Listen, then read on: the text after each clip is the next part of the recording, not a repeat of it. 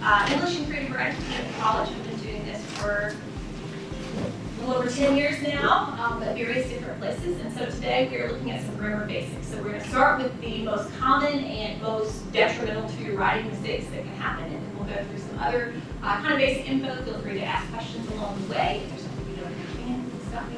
I like it to kind of get dialogue and talk through all the other stuff. So thanks for coming. So we're going to start with our big three. These are the three, not most common necessarily, although I do see a lot of these, but the most detrimental to your writing. Meaning, if you do these mistakes in writing, you're not going to be taken seriously. It's going to be difficult to understand your work. It's not going to look good for an employer or a college that you're applying to or anything like that. You make these kinds of mistakes because they are so basic. Those are run-ons, fragments, and subject-verb agreement. Do those sound familiar? Have you heard all of those before? Yes. Do you feel like you struggle with any of these? Yes? Okay, good. So we're going to work through all three of those today with some various techniques that you can use to identify them and then to correct them. So we're going to start with run-ons. There are two types. Fused sentences, which just means they're smushed together, right? They're fused. And then comma splices, which means splicing is the joining of two things, the joining of two things using a comma. Fused sentences and comma splices. A run-on is two or more sentences joined without punctuation, that would be fused, or with only a comma, that's a comma splice. So a comma by itself is not enough to join two complete sentences. People think it is, but it's not. So examples, my cat eats, my dog sleeps, fused sentence. There's no punctuation in between. And then a comma splice, my cat eats, comma, my dog sleeps. So we can kind of test this, and we'll do this again when we're looking specifically at some of the different ways to fix these. But you can test by identifying your subjects and your verbs. So all the way back to grammar school, what's the subject here? What is doing something in a sentence? Who or what? Maybe is. What? The animals, yeah, the cat is doing something and the dog is doing something. So we've got two subjects. And what are they doing? What is the cat doing? Yeah, and what is the dog doing? Sleeping. So my cat eats, right there before the comma, could be a sentence all by itself, right? And then my dog sleeps after the comma, could also be a sentence all by itself. Or in this case, no comma, but there's still two sentences run together, right? So we have two subjects and two verbs, two complete thoughts. So we could have two complete sentences. So that's how we know it is fused or run-on. Fused or comma splice, some kind of run-on. Okay, so to solve this, you're going to find the problem, first of all. You're going to pick a strategy, and we'll go through what those are, and then you'll revise the sentence according to that strategy and your checks. So to fix the sentence, you've got to first figure out the problem, and then determine how those different parts are related. So in our examples, we could look at, we've got two subjects, two verbs, like we just did, so we know we do have either a comma splice or a fused sentence. And so we want to think about how those might be related to each other, and then based on that information, we'll choose one of these four ways to fix it. We can add a period and make it two complete sentences. We can add a semicolon, which makes one sentence that's grammatically correct. We can add a dependent word, we'll talk about what some of those are. Or we can add a coordinating conjunction. Those are your fanboys words, for and, or, but, or, yet, so. It doesn't need a comma with them. If you have a comma splice already, you can just add one of these words and that does it. But you can choose between these options. So let's go through each one and kind of talk about when each one might make the most sense. So, first strategy, adding a period. If you want to completely separate the two, use a period. Make it two complete sentences. My cat eats, period. My dog sleeps, period. This is on the subject, cat. The verb eats. The subject here, dog. And the verb sleeps. These are really simple sentences. I know it gets a lot more complicated than this when you're actually writing an essay or something like that. But I want you to be able to see it with something really, really simple so you can break it down. So any questions on this one to make two complete sentences? You've got to be able to identify your subject and verb. And we'll come back to that at the end. But that's the first step, right? Figuring out where your two sentences lie. Option two, a semicolon. So a semicolon all by itself can connect two sentences. It is stronger than a comma. So you might think of it like sort of a period and a comma combined, which it looks like visually. So it sort of lies between the two. Period all by itself ends the sentence, starts a new one. A comma all by itself can't join two. But a semicolon is somewhere in between, so it can join those two but still keep it as one sentence. So if you want to keep more of a connection between the two sentences, semicolon's a great way to do that. My cat eats, semicolon, my dog sleeps. It's all one sentence, but it's grammatically correct. And again, you can test. Does the semicolon work here? Is the part before my semicolon a complete sentence? Yes. Or after my semicolon, a complete sentence? Yes, so we know we've done that correctly. You could also use a conjunctive adverb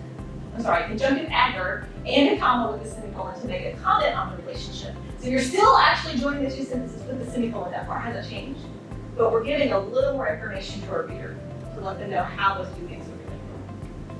So meanwhile is the one I chose here. My cat eats, meanwhile my dog sleeps. There are lots of these to choose from. You can Google, there are lists all over the place.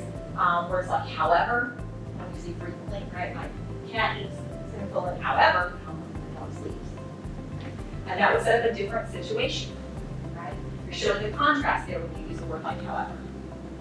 What kind of relationship does meanwhile set up between these two? Simultaneously. Simultaneously, yeah, it tells you something about the timing, right? You're doing it at the same time.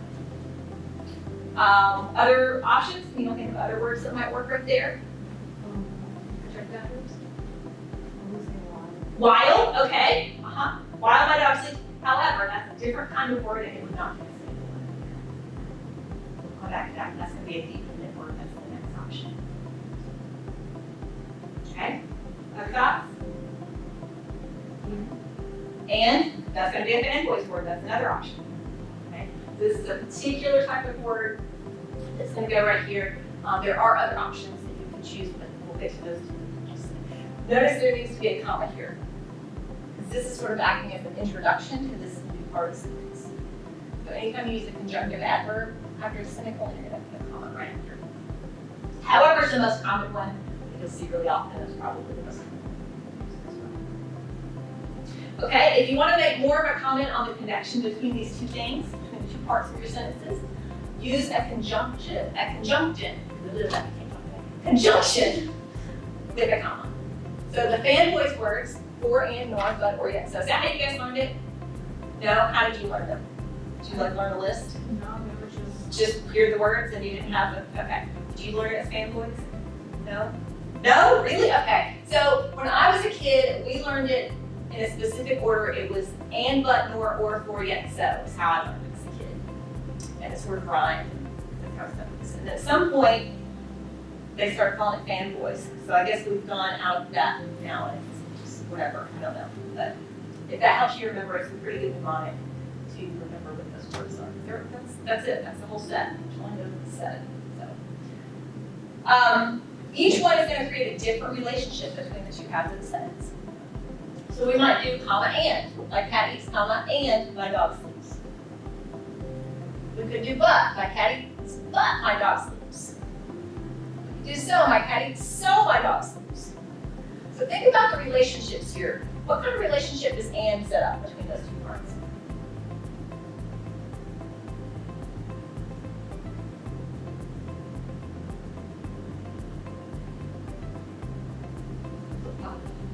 You got it.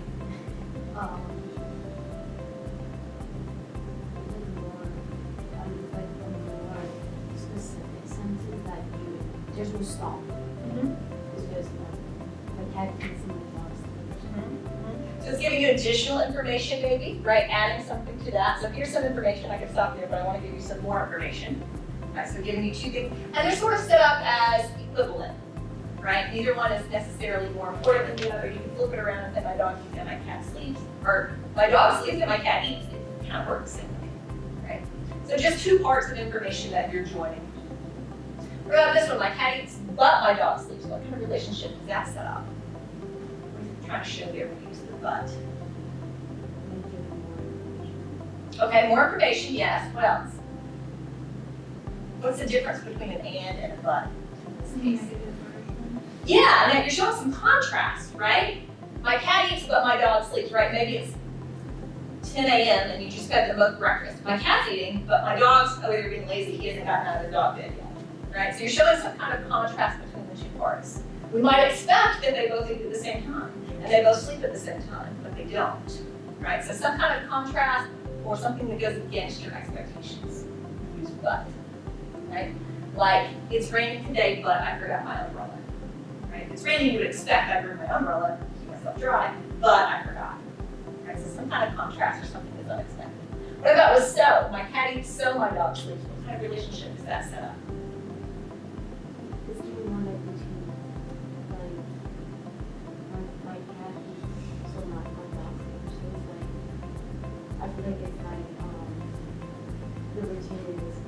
they hear sleep while my cat needs sleep. So my dog's sleeping on this one. Okay. Anybody else have another idea? Anything else to add to that? So maybe a routine, it's kind of setting up a cause and effect.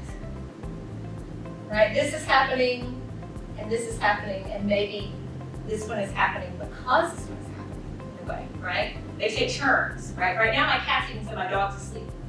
So they share the dog bed, and as soon as the dog moves, the cat's gonna go sleep in the dog bed, right? That kind of thing. They're sort of swapping out, right? So some kind of cause-effect type of relationship here. Oh, it's interesting, and I don't have a cat-dog example for this one. So is a cause-effect. Okay, that's a cause-effect. Little slash there. Cause-effect kind of relationship. This is just adding information. Right? What do you think nor sets up? It wouldn't work in this one. We could say my cat eats nor my dog sleeps. Doesn't really work. But you could say something like, my cat won't eat her breakfast, nor will my dog eat his breakfast. So what kind of relationship does that set up? I will do the same thing. Neither one is. Yes. Neither one. Were you gonna say? It's kind of negative. Yeah, a negative. So this is adding more information. This is some kind of negative. So negating something, right? A little minus there, maybe whatever helps you think of it. The but sets up, as we talked about, some kind of contrast. What about or? Either my cat eats or my dog eats. So one or the other. One or the other. Yeah, either or kind of situation. Either one but not both, right? This is a both. This is a not both. Right? Either one but not both here. What about yet and for? We'll do yet and we'll come back to for at the last.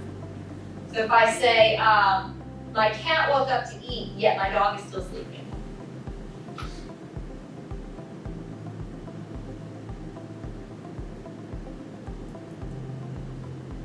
What's it most similar to in those other words we've already talked about? It's like a positive comparison. Okay, yeah, a comparison. A little bit like the but, right? Show them some kind of contrast. So I'll say another contrast word here. I know our initial small, you probably can't really read it. But another kind of contrast word, right? Something not necessarily what you would expect, right? What about for? My cat is eating, let's see, that would be the backwards way. My dog is eating, no. My cat is eating for, no, let's see. I gotta think about it like in reverse of the other one that I'm gonna explain what I did in reverse. My cat eats, so my dog's eating. My cat is eating for my dog is sleeping. My cat eats for my dog sleeps. Sounds weird, but you can do it as an ING. My cat is eating for my dog is sleeping. So it's similar to the so, it's still a cause and effect, right? So with so, which one is the cause and which one is the effect? My cat eats, so my dog sleeps. Which one is the cause here? Cat. The cat, right? The first one is the cause, the second one's the effect. So this one's going to be cause and then effect. This one's the opposite, effect and then cause, right? My cat eats for my dog is asleep. Because if the dog's awake, he's going to come try to eat the cat food. So the cat has to wait till the dog's asleep. So because the dog's asleep, my cat can now eat. So that would be like that. My cat eats for my dog.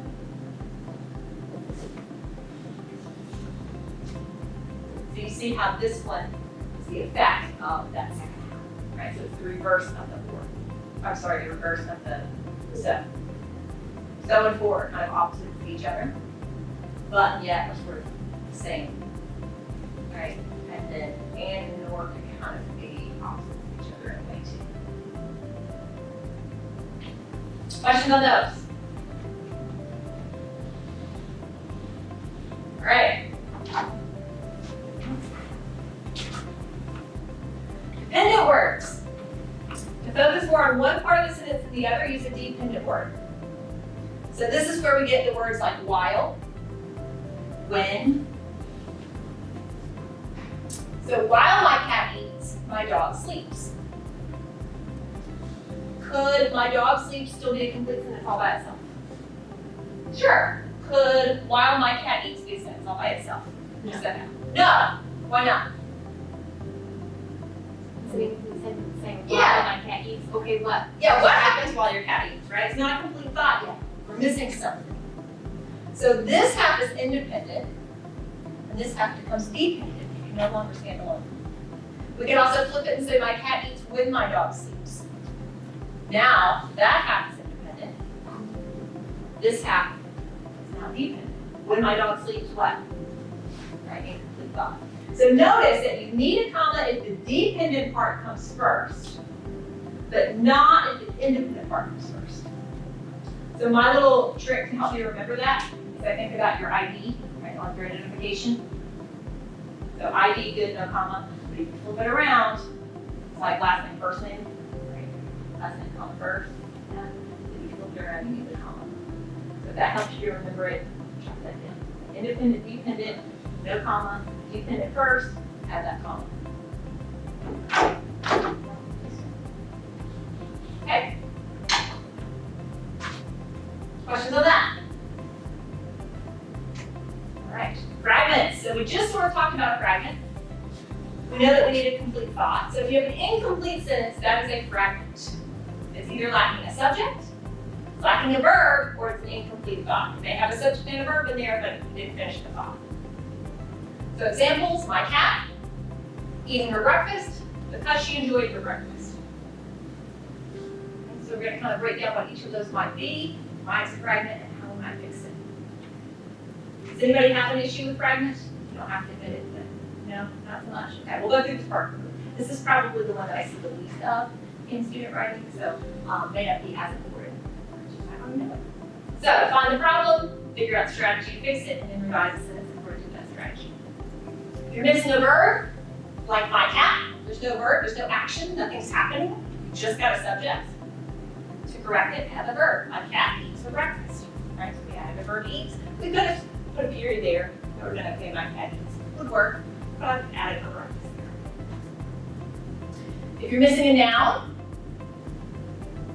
add one. So there's a potential verb here, eating her breakfast. But we don't know who's doing that, right? Who is eating her breakfast? There's nobody to do the eating. So add a subject to fix it. My cat is eating her breakfast. Notice that you might also need to add a helping verb. Like this is a verb. Depending on how it's set up. It might be okay to just add the noun, but you might need to add the text. And then problem 3, an incomplete thought. Because she enjoyed her breakfast. And this is the kind of fragment that I do see the most, is this type, where you've got a dependent word and then a phrase that could be a complete sentence, but because of that dependent word, that first came off. So we have a subject and a verb, she enjoyed, but the dependent word because means it's not a complete thought. A dependent clause needs an independent clause to go with it, it cannot stand alone. So you can either add that fragment to a complete sentence or delete the dependent word, either one will work. So my cat is purring because she enjoyed her breakfast. So now this dependent clause is attached to the independent clause, my cat is purring. Or take out the dependent word, she enjoyed her breakfast, period, done. We don't need a because. Questions on that? I feel like that's a pretty easy one, most people will get that. Test for a fragment. Is there a verb? If there's not a verb, you know it's a fragment. Is there a subject to perform that verb? Is there somebody to do it? There's a verb and not a subject, it's probably a fragment. However, there is an exception to that, a command form with an understood you, like help or look out. Hand me that pen, right? All of those are sentences, even though there's not a subject in it. Because we've got the understood you, person who hears me, the person that I'm talking to is understood to be the subject. So watch out for those. And then finally, is it a dependent clause that goes with another sentence? If so, it's a fragment and it should be probably added to that other sentence. Note that in writing, fragments are often corrected by combining them with a neighboring sentence. So a lot of times, especially with those because ones, you might have the sentence, my cat is purring, period. And then you have because she enjoyed her breakfast, period. So it's really easy to just join those two. Add that dependent phrase. Questions?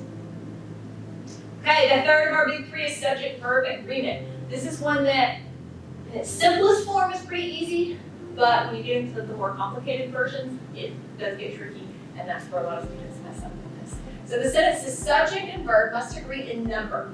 Either they're both singular, one, or they're both plural, more than one. A singular subject is a single item or person, my cat or the dog bowl. A plural is more than one item or person, cans of cat food, my cat and dog. So there are various ways that can happen, right? You can pluralize the verb, the noun, or you can have more than one together as a subject.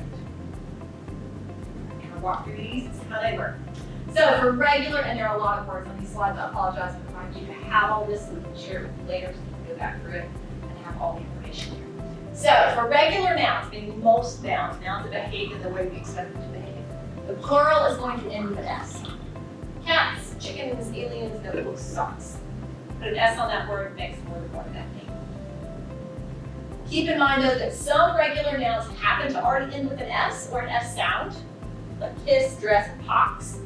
And so for those, you're going to need an ES to make it plural. Kisses, dresses, poxes. And then we do have what we call irregular nouns as well.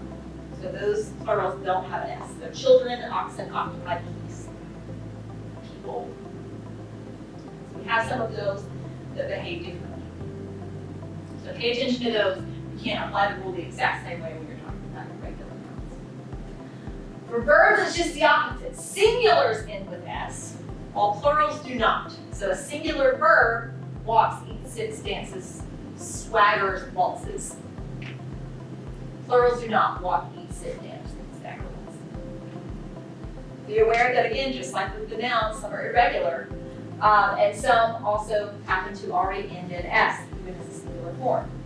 Hiss, hisses, press, presses, stress, stresses. Okay, so some of those that already end with S, you have to do something a little different, have an ES, but just because it's got an S there, don't just look at that and go on. Just pay attention to whether it's singular or plural. And then some verbs are irregular, especially with to be verbs. So he is, they are. Right, so we would expect the singular to have the S here, and the plural to not have the S, which it does, right? Because they are different kinds of verbs. To be has its own sort of thing. It just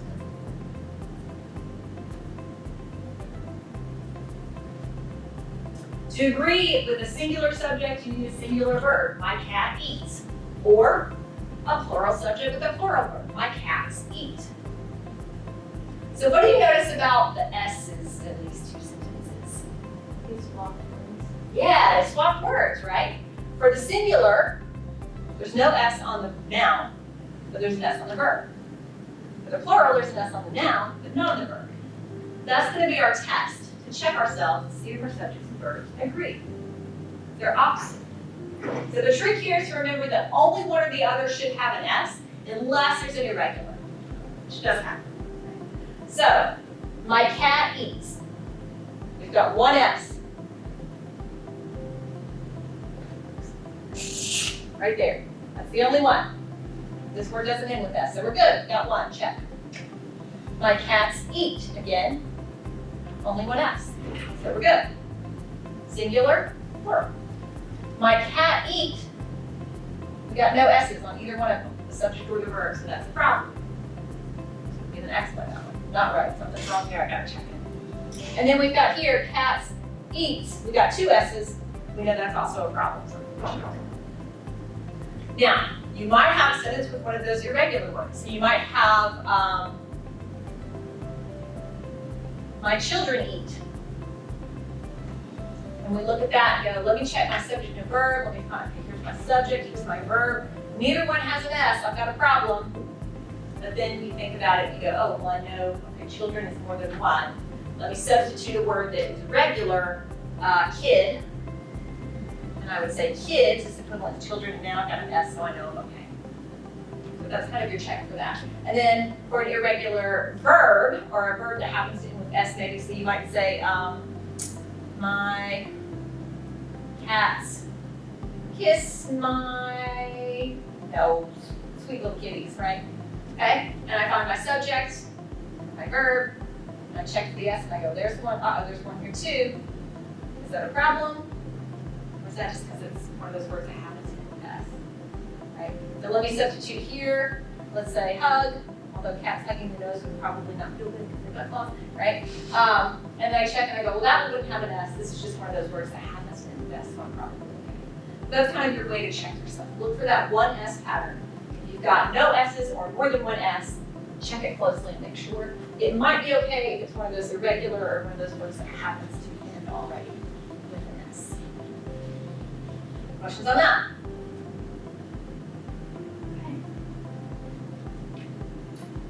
Subject-verb agreement does become more difficult when something separates your subject from your verb, when they're not right next to each other. Or when there's a compound subject like a cat and a dog. The subject will never be part of a prepositional phrase. Y'all know what a prepositional phrase is? No? Okay. A prepositional phrase starts with a preposition and ends with a noun. It's usually 3, sometimes 4 or 5 words. It's short. But it gives the position of an object in space or in time. So if you learn to recognize those prepositions and the prepositional phrases, that will help you identify your subjects and verbs. So in this case, we have the cats on the bed want breakfast. So if you're trying to figure out the subject and the verb here to see if they agree, you might find the verb pretty quickly, which is the action here. Want, right? So we've got that. I bolded it because I couldn't do 2 underlines, right? But want is going to be our verb. And then we go, okay, who or what wants something in this sentence? That's the subject. It's the cats. All right, so we find that pretty easily. But if we're just looking through quickly and we see bed want, it looks like this might be our subject. And this is our verb. Because they're right next to each other, and that's what we expect those things to happen. And then you go, oh, there's not an S here, there's not an S here, so this should probably be wants. But then, this is your actual subject, and then we've got subject verb. So being able to identify and eliminate those prepositional phrases as your noun will help you make your subjects and verbs agree. So here's another one, the cat with the brown spots is mine. So our prepositional phrase with the brown spots, right? Eliminate that. So dog is mine. Again, if we're just looking at the word next to it, it looks like spots might be for subject. It's the noun right now next to the verb. Spots is. We know that doesn't sound right. Probably that should be spot is or spots are. But then this is actually your subject. So being able to find those and eliminate them from consideration will help you figure things out. And then we've got this one, the cat and the dog want breakfast. So again, paying close attention to what your subject is, it looks like it might be dog want. And then you know if that's a problem. Okay, well there's no S on either one. So I want to make this word with dog singular, so it's going to be wants with an S. Our subject is actually both things, the cat and the dog. So it's a plural subject, even though each one individually is singular. Make sense? Looking a little lost, you okay? Yeah. Yeah? If you put a comma after dog and then after S, would that be okay for the second sentence? Right here? Yeah. And here? Mm-hmm. Yes. So good question. That is one of those kind of dependent on the situation things. So in that case, these little commas, I like to think of them as hooks. I could just pull something out of a sentence, right? And you could eliminate that completely and just have a sentence that says the dog is mine. So anything that you can pull out of the sentence, your 2 little hooks there, is like extra information. We call it a non-essential element in the sentence. Something that is not in essence, not important, or not the gist of the sentence, right? Non-essential. So with the brown spots, could be a non-essential element that you could pull out. So if you put commas around it, that works fine. If you don't put the commas, then you're just basically saying it's pretty important. I want you to specify. So that might be, in this case, we're at the dog park and there are 4 dogs running around over there. And you say the dog with the brown spots is mine, right? Not the golden doodle over here, and not this black dog, and not that little brown one, the one with the brown spots, right? Oh, which dog is yours? The dog with the brown spots is mine. It wouldn't make sense to say, oh, which dog is yours? And you go, the dog's mine. But there are 4 of them there. Which one are you talking about, right? So in that case, it would be essential to know that, so we would need it without the commas. Does that make sense? So it's dependent on the situation and kind of your meaning behind the sentence. So with the commas, it's not grammatically incorrect, it just is dependent on the situation. That's essential to the sentence, no commas. If it's something that could come out, triple commas. Good question. Anything else? Okay, so your test for subject-verb agreement. Underline the word or words that form the subject. Ignore everything else. Is that subject singular or plural? Right, so one thing or more than one thing. Underline the verb or double underline the verb. Right, what verb goes with it? What is that thing or person doing? And then check to see if they match. That's where you're looking for your S's. Questions? Okay. We're moving quickly, so we're on to the bonus round, punctuation and mechanics. So that covers our big three. Three most detrimental mistakes. Fused sentences or run-ons or comma splices, right? All of those kind of packed together. Too much in one sentence. Fragments, not enough in one sentence, it's incomplete. Or subject-verb agreement errors. Those are the biggest three errors. You can correct all those, and you don't have any of those in your writing, you're off to a great start. So we got some punctuation and mechanics basics as kind of a bonus. Other things that you should know that are kind of always or almost always rules. Sentences start with a capital letter. That seems really basic, but you'd be surprised how many people forget that for some reason when they're typing an essay, and just especially if they're writing on their phones, which a lot of you do, and that's fine. You can write on your phone, but check that. It's not going to correct that for you. It's not going to autocorrect. It's not going to capitalize the pronoun I, those kinds of things. So check it. Make sure all your sentences start with a capital letter. Proper nouns also get a capital letter. So that's titles of people, like professor or doctor or president. Also names of people, obviously. Books, magazines, movies, all of those things that have titles. Capitalize each word or each important word in those. Specific places like cities, towns, states, countries. All of those kinds of specifics. And things like building names. So if you said the Maddie Kelly Arts Center, you would capitalize each word of that. Maddie Kelly Arts Center. It's the name of a particular building. If you said the Arts Center, you don't, because that's not the particular name. Make sense? If you say Niceville High School, you capitalize all three words. If you say the high school, you don't. Every sentence needs a punctuation mark at the end. Usually it's a period, but it could be an exclamation mark or a question mark. Again, that seems really, really obvious, but it gets missed. And then if you're in the middle of a paragraph and you do that, you've created a future sentence. So make sure that you use those periods at the end. And then see the space and put a capital letter. Right, a little bit less obvious for these next few. Colons, two dots on top of each other. Introduce a list of items or a long direct quote. And they follow an independent clause, meaning a complete sentence before every colon. I need several things to pass the test, colon. Pencil my notes and some good luck. So I'm introducing the list there. Everything before that colon has to be a complete sentence. I need several things to pass the test. Could you just put a period there? Sure. So this colon saying like, and they are, or here they come, right? I need several things to pass the test. They are, a pencil, my notes. Good luck. Okay, so introducing a list. On rare occasions, you can also, and I didn't put this on here because it very rarely happens, but just in case you see it's not necessarily wrong. You can use a colon the same way you would use a semicolon to join two sentences, two complete sentences together. It still follows the rule that everything before the colon is a complete sentence. But sometimes you'll also have a complete sentence after the colon. And that's usually something like one sentence defines the other, or one sentence is an example of the other, something like that. So you might say,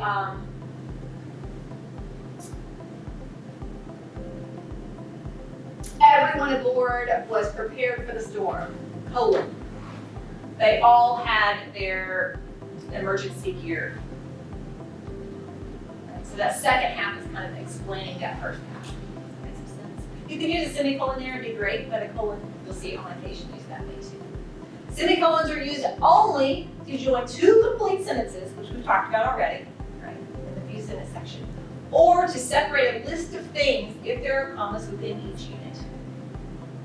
It's the only two reasons to use a semicolon.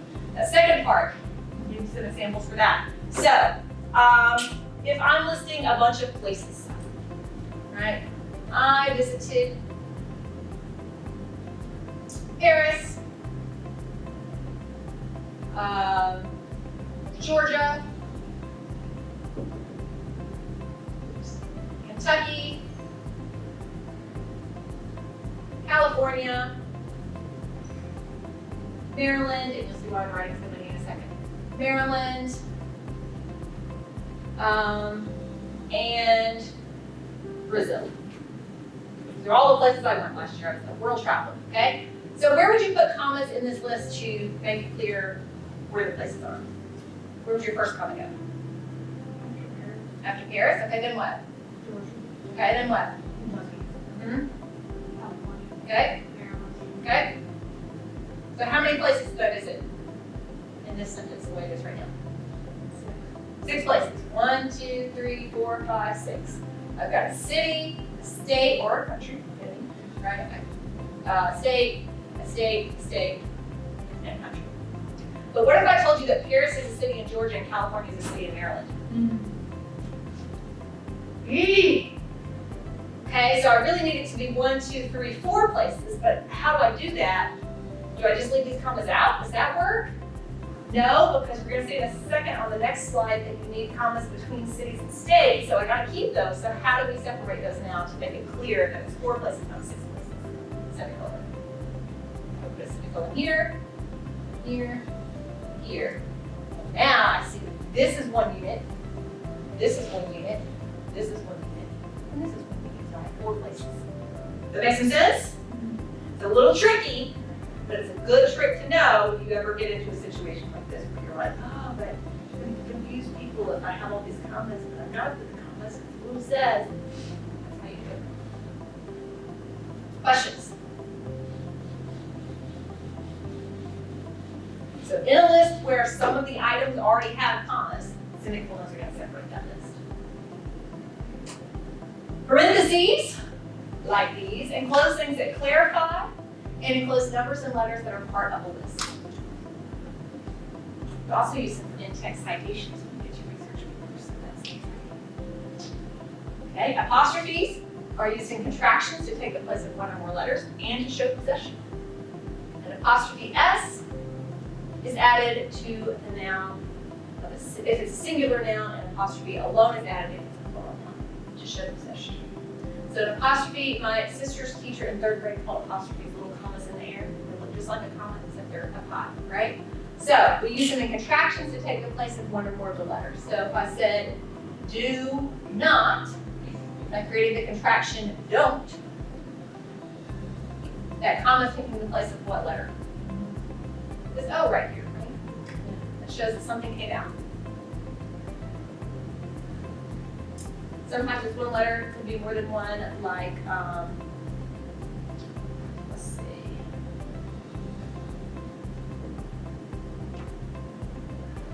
They said they'd be late. What is this actually? What's the whole phrase? They would, right? So in that case, it's taking the place of all these letters right there. So it can be 1, it can be 1. But it's to show that something has come out of the contraction. Or to show possession. We use it more to show possession in academic writing. So if it's 1 dog, 1 bowl, my dog's bowl, apostrophe S. Because that's the singular dog and it belongs to the bowl. My dog's bowl S apostrophe, 2 plus dogs sharing the same bowl. Plural dogs, singular bowl. Now if they each have their own bowl, my dogs, plural, bowls. This should have periods actually. I make fragments. Look at that. That is my dog's bowls. Right now, there's more than 1 dog and more than 1 bowl. But if my 1 dog has 2 bowls, it's my dog's apostrophe S singular bowls. Right? So this one is one dog owns 2 or more bowls. And this is 2 or more dogs own 2 or more bowls. See how that works? This shows possession. Someone owns something, belongs to, right? And depending on if it's before or after the S, lets us know if that's a singular or plural noun. Questions on that?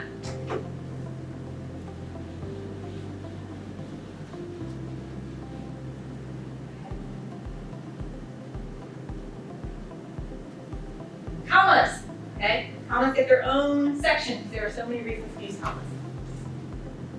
We've already talked about a few of them. Separating items in a series. You're going to have one less comma than there are items. So in our example, when we had 6 cities, we only had 5 commas. Or when we had 4 items in the series, we only have 3, usually commas.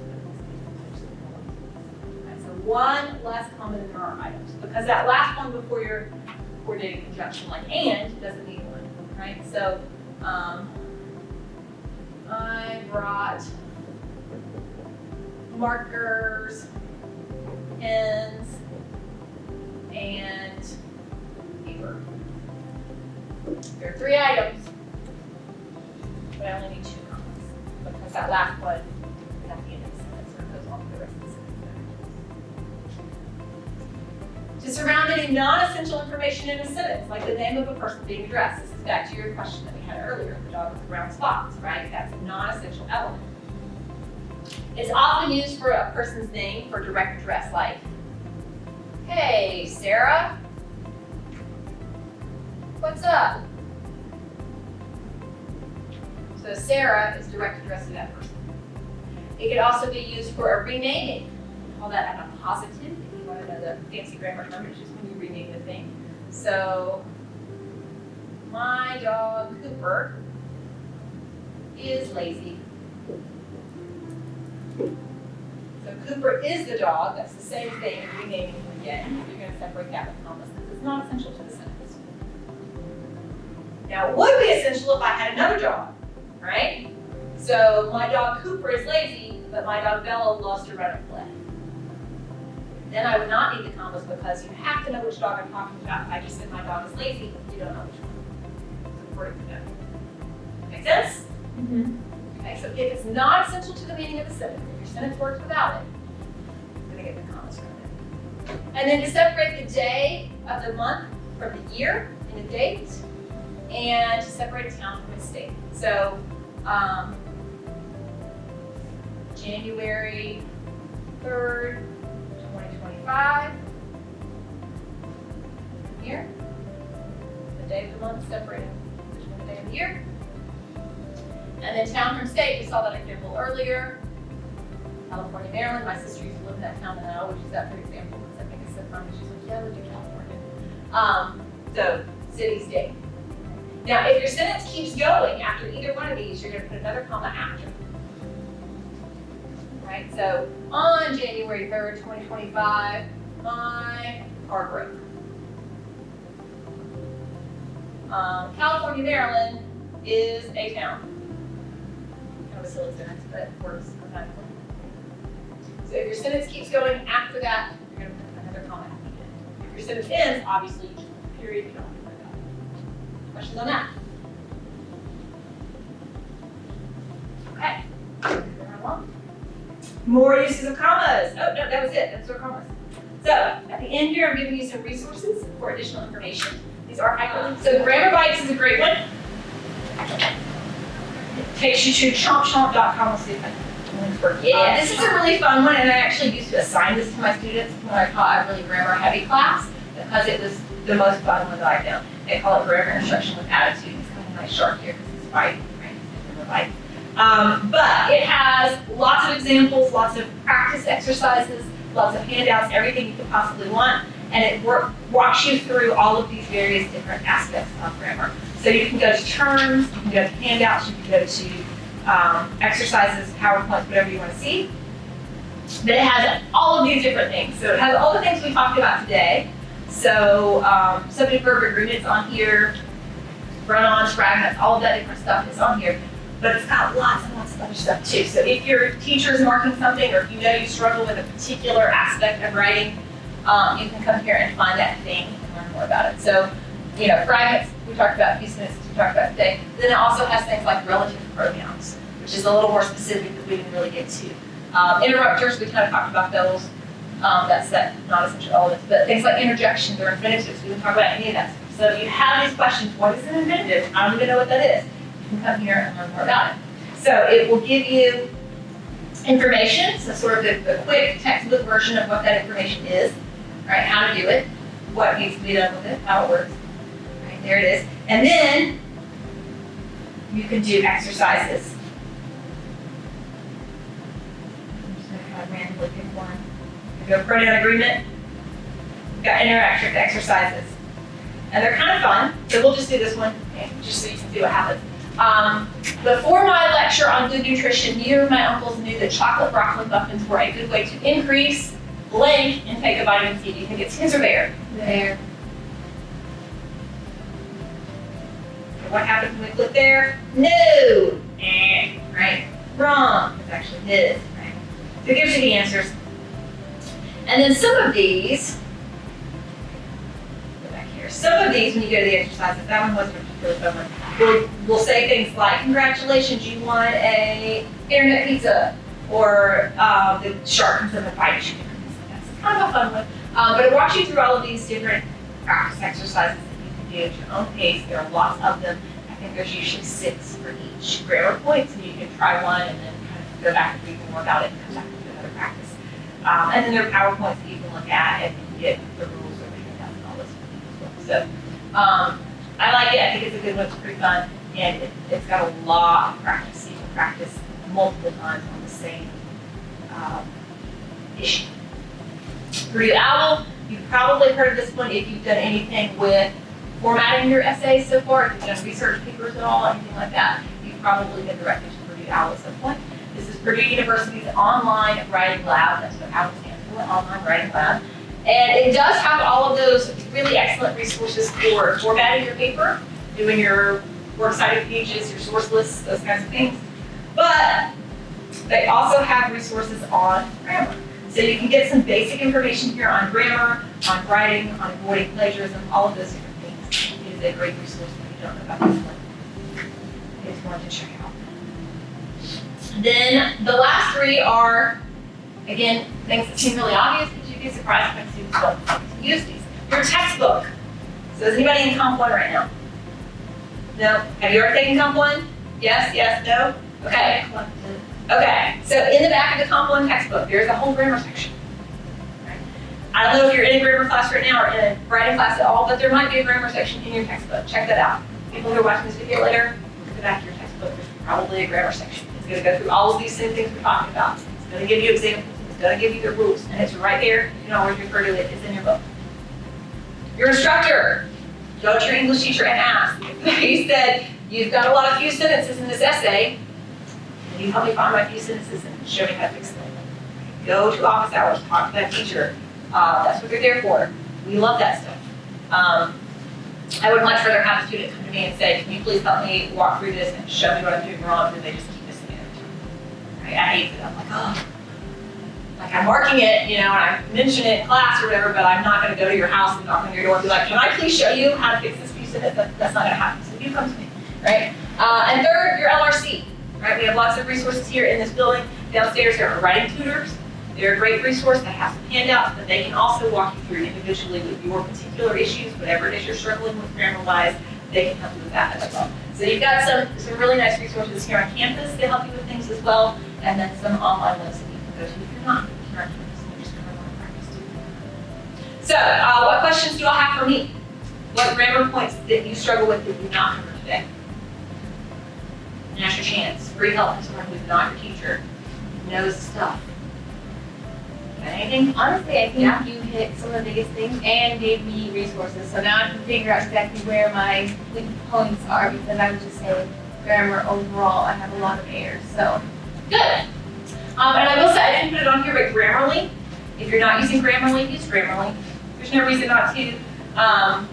But with that, just like with your regular spell check word or anything else, those little wiggly red lines that pop up, double check it. Don't just go, yep, I'm gonna do everything it says, because sometimes it's not as smart as you are, and maybe you meant it that way, right? Maybe you needed it that way for a particular reason in that essay, and it's reading it based on the standard rule, and it doesn't know that this is one of those weird things that doesn't apply to standard rule, right? So use Grammarly, just run everything through there. This might not be really good, but what would you recommend for spelling? For spelling, Grammarly. Grammarly, like honestly, to yeah. learn. Because To learn? I need to sharpen up my spelling. So good one. Is it like commonly misspelled words, or is it like just in general, like? Kind of in general, I think I rely really heavily on autocorrect, and so take that away, and it's like, oh wow, I'm not very good. So, That's a good one. I think there's some, definitely in your textbook, if you've got a Comp 1 textbook or borrow one from me at some point, it definitely has a spelling section in there. But as far as just general spelling rules, I would just say read more and write more. And those are the two things, honestly, that are going to help you with any kind of grammar. Seeing how it's done, seeing it done correctly. There are some very basic rules like the I before E thing, and kind of understanding phonetically how different sounds are made in English, but those often don't apply because English is a really hard language. We borrow from a lot of other languages, and we make up words all the time, and change the way they're spelled because we don't want to spell like the Brits, and we don't want to spell like the French, and so we make up our own thing. So it's really complicated, and so that's one of those things. I'm actually a really bad speller for an English teacher, and I'll write stuff on the board, and I'll look at it, and I'll go, is that spelled right? And my students will be like, no. I'm like, okay.